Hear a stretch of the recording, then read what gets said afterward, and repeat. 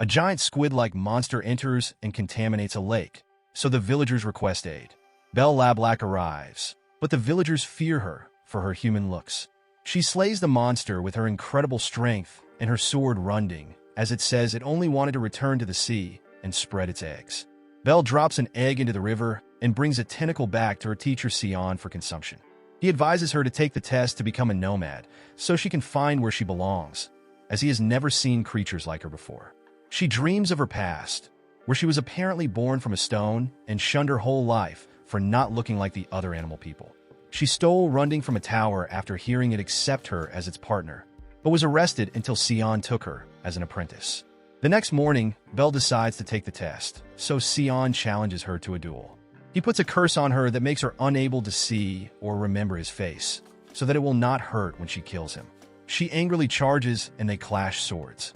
Belle reaches the field of rocks where she was supposedly born and befriends a seemingly mute rabbit boy. She goes to her hometown, Park City, and enters a tavern, remembering killing Sion. Some troublemakers attack the rabbit, so Belle defends him, but finds that her sword becomes dull every time she tries to use it against a living being as part of Sion's curse. She beats them up regardless and is arrested. Losing patience, she breaks down the cell door and is bailed out by Sion's other student Gaff. The city is briefly attacked by zombies from the army of insatiable emptiness as the tavern keep. Haggis meets a friend named Adonis. Gaff gives Belle an ID tag, says part of the test to become a nomad involves serving the king, and arranges an audience with him. The king, a conjoined twin, asks why she wants to be a nomad, and she says she wants to find others like her.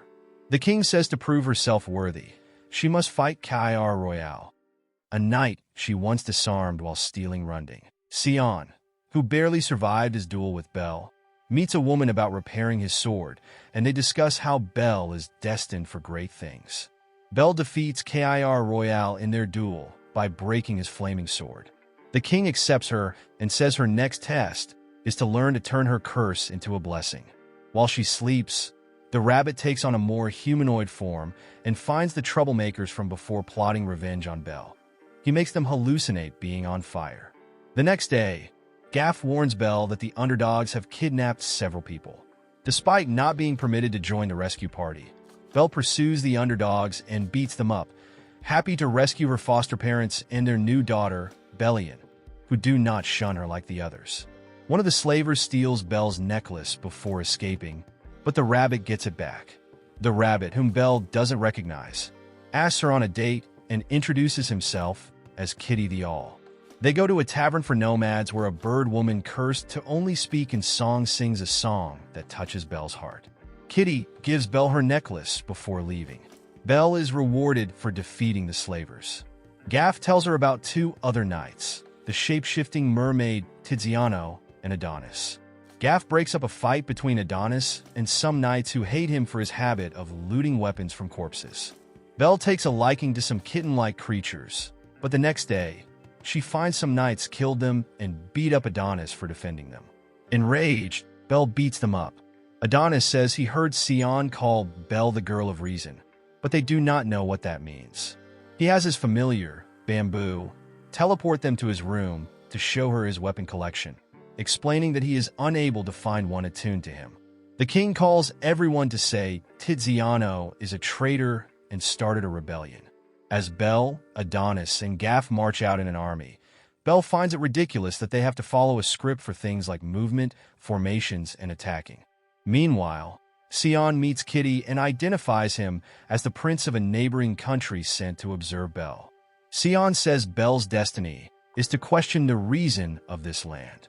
The army is outnumbered and Belle realizes they are on a suicide mission. The army is attacked by giant spiders, making everyone panic and scatter. Belle is forced to defend a soldier named Benedictine when she panics after her boyfriend Gordon is killed and rises as a zombie.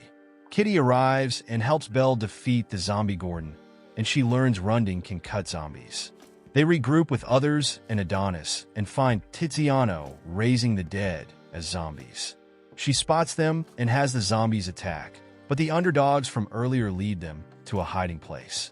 The slavers explain Tiziano recruited them, but they turned against her because she has gone mad. Adonis confesses that she went mad after he reported a man she loved had been killed in action.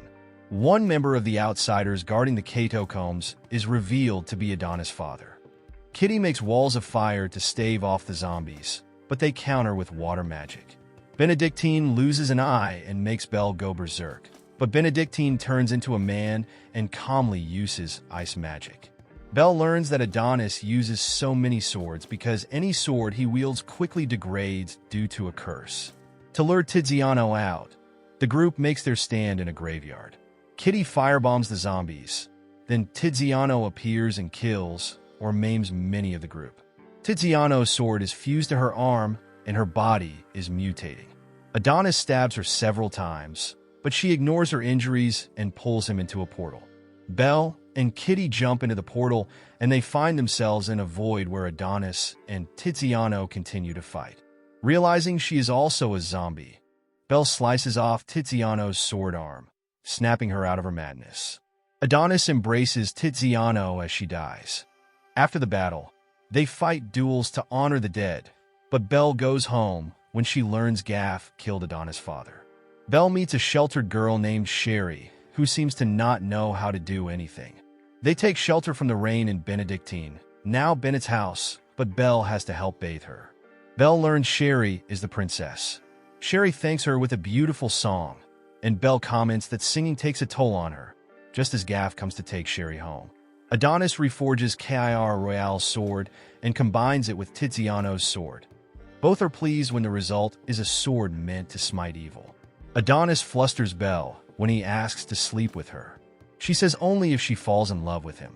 He explains his weapon-deteriorating curse came from his father touching a dying nomad's blood before he was born. Belle asks him to join her when she becomes a nomad. Sherry comes and asks what Belle meant about singing taking a toll on her, so Belle takes her and her friends to the tavern. After the bird woman performs, Sherry cries and says singing is her only talent and she wants to be useful. Belle says she also wants to be useful and they hug. Sherry invites Belle and her friends to a ball where she performs a song with new confidence. Belle dances with Kitty, who calls her empty as in free from obligations. Gaff confesses to Adonis that he killed his father and offers his father's sword if he will give up his collection, but Adonis challenges him to a duel instead. Kir Royale, who has become possessed and his arm is fused to his sword like Tiziano was, attacks them and then attacks the ball, seeking revenge on Belle. Sherry is briefly possessed by their god, who commands Belle to fight him alone. Belle learns Runding can cut him and kills him after getting wounded. As she recovers, the king declares her worthy of the final test to become a nomad, but she becomes depressed when Adonis will not visit her. He finally comes and kisses her, but claims he is not yet worthy of traveling with her.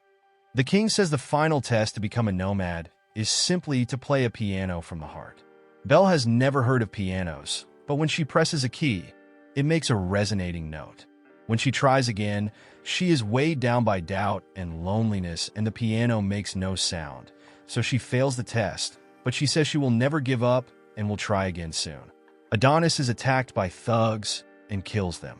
It is his turn to take the test, but when Belle leaves, he attacks the guards while demanding the king explain why his friends keep getting corrupted by their swords. The king claims this is all their god's design, and Adonis is horrified to see zombie versions of Tiziano, Kir Royale, and the thugs he killed among the guards. Adonis is offered the piano test, but he is unable to make it sound at all and collapses in despair. Adonis visits Belle, and after confessing that his mother died giving birth to him, asks to sleep with her. When she declines, he knocks her down and tries her until she knocks him away. He runs away in shame, but is surrounded by miasma and disappears. Adonis wakes up in a void and is greeted by a woman named Dram who forged Runding. She gives him a sword called Rusty Nail that can change shape and repair itself and does not deteriorate at his touch, then has Sion train him. Belle is still traumatized after almost... When she joins a battle, she is sluggish and gets wounded, so Bennett and Gwen treat her in their room. Sion and Dram tell Adonis that Sion is actually Prince Fatal, son of the king, but abandoned his duties. Dram was the royal blacksmith and sees visions of the future, but they ran away when her swords, forged from a sacred tree, kept corrupting their users. They explain Adonis and Bel, the girl of reason, have a special destiny together. When Adonis' training is complete, Dram carves the word nowhere on his face, sends him back with the army of insatiable emptiness, and he seems to be powered by the darkness. Bel wakes up,